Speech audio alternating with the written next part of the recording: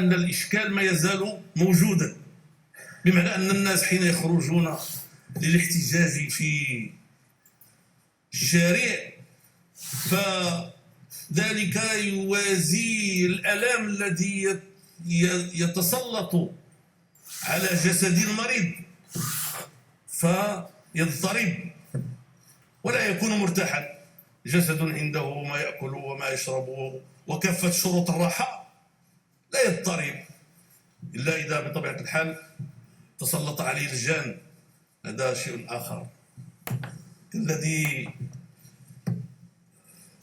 كالذي يتخبطه الشيطان من المس، هذا شيء آخر. على كل حال العفاريت ما بقيناش كنقدروا نقولوا لهم، دابا كنتكلموا على الرجال.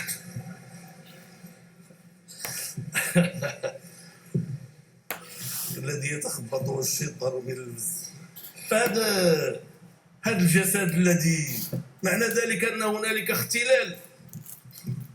اختلال في هوية الجسد الذي ينتفض، اختلال في توزيع الثروة في الجسد الذي ينتفض، اختلال في موازين العدل في الجسد الذي ينتفض، اختلال في عدم الاستجابة للرغبات الطبيعية الموجودة في المجتمعات. هذه الاختلالات تعبر عنها المجتمعات بالانتفاض، وانتفاضاتها في بعض الأحيان تؤدي إلى نتائج إيجابية وفي بعض الأحيان تؤدي إلى ازدياد الضرر عليها. ولكن منطق الكون الذي خلق الله عليه هذا الكون قضى أن الشعوب في النهاية تصل إلى ما تريد.